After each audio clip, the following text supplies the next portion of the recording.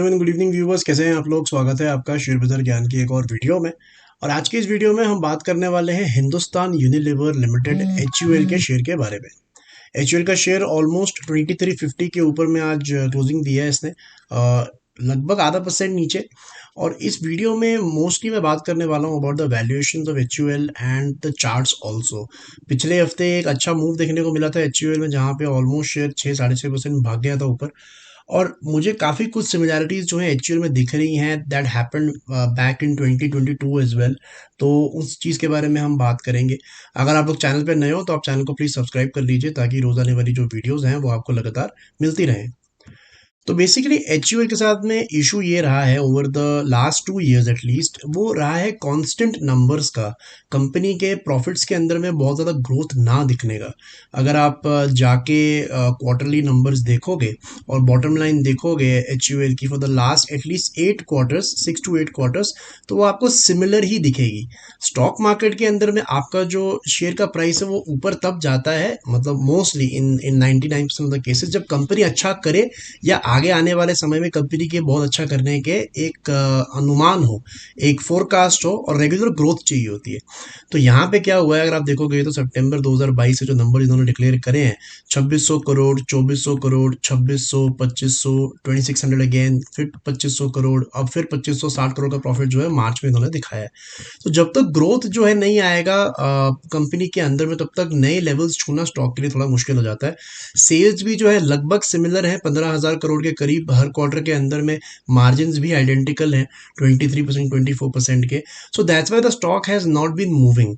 और स्टॉक थोड़ा नीचे ही आया है, बल्कि अगर आप देखोगे तो 2022 में जहाँ स्टॉक अराउंड 2500 और 2700 रुपये के करीब चलता था, आज के डेट में 2350 के करीब जो है स्टॉक चल रहा है। और वैल्यूएशंस के लिहाज से भी बहुत सस्ता नहीं हुआ है अभी तक, बिकॉज वैल्यूएशन जो हम निकालते हैं वो प्राइस टू अर्निंग के हिसाब से हम देखें तो प्राइस टू अर्निंग में दो चीज़ें होती हैं, एक स्टॉक का प्राइस और एक कंपनी की अर्निंग। तो अगर अर्निंग स्टैग्नेंट हो जाएगी और स्टॉक का प्राइस थोड़ा नीचे भी आएगा, तभी भी वैल्यूएशन बहुत ज़्यादा अट्रैक्टिव नहीं होती। हैविंग सेड दैट, जो वैल्यूएशन है HUL का 50-53 का, वो बहुत महंगा भी नहीं है, बिकॉज जितने भी FMCG के स्टॉक्स होते हैं ये जनरली हाई पी मल्टीपल वाले ही होते हैं। अगर आप पिछले 10 साल का एवरेज पी मल्टीपल भी देखोगे तो 60-61 का ही रहता है HUL के अंदर में। सो ये तो हो गई जो अभी तक कहानी हुई है वो। अब आगे क्या है, सो देखिए, सबसे पहले when I look at the weekly charts of HUL, अब ऐसा नहीं है HUL के अंदर में कि ऐसी सिचुएशन पहले कभी आई ना हो कि प्रॉफिट जो है वो थोड़ा थम गया हो। अगर आप लंबे नंबर जिनके देखोगे तो पहले भी 1-2 साल ऐसा हुआ है बीच में। If you go back in time in around 2016-2017, तो आप देख सकते हो कि एक स्टैग्नेंसी आ गई थी HUL के अंदर में, और फिर एकदम से डिमांड बढ़ने के बाद में जो है कंपनी ने प्रॉफिट अच्छे से देना शुरू कर दिया। 4,000 करोड़ के लगातार 3 साल देने के बाद में it move to 5,000, then 6,000, eventually 8,000, और पिछले 2 साल से भी 10,000 करोड़ के नंबर जो है कंपनी दे रही है। तो ऐसा नहीं है कि इनके डिमांड ऊपर नहीं आएगी, it will just take some more time. तो मैंने एक बात बहुत बार वीडियो में पहले भी बताई हुई है कि जब हम लंबे चार्ट्स देखते हैं, स्पेशली वीकली चार्ट जब हम देखते हैं, तो इसके अंदर मैं ब्लैक लाइन यूज़ करता हूँ, this is the 200 weekly moving average. और कंपनीज जो हिस्टोरिकली अच्छा करती हैं, जैसे HUL एक हिस्टोरिकली अच्छा वेल्थ क्रिएट करके दिया है अपने शेयर होल्डर्स को, इन कंपनीज के स्टॉक को आप अगर कभी भी अपने 200 वीकली मूविंग एवरेज के आसपास खरीदते हो, तो ये कभी भी आपको वहाँ से डिसअपॉइंट नहीं करते। और बहुत कम मौके ऐसे मिलते हैं ऐसी कंपनीज को एक्यूमुलेट करने का, राइट। तो यहाँ पे मैंने सर्कल करके दिखाया 3-4 मौके जब ऐसे मिले हैं इन कंपनीज को एक्यूमुलेट करने का। तो मुझे लगता है एक सिमिलर सिचुएशन यहाँ बनते नज़र आ रही है, बिकॉज पिछले हफ्ते भी ये भागा है अराउंड 6%, और अपने पिछले 7-8 हफ्तों के हाई इसने निकाल दिए। सिमिलरली 2022 के अंदर में भी ये 1900 रुपये पे आके रुका था, और फिर वहाँ से इसने एक वन वे रैली 20-30% की दिखाई थी।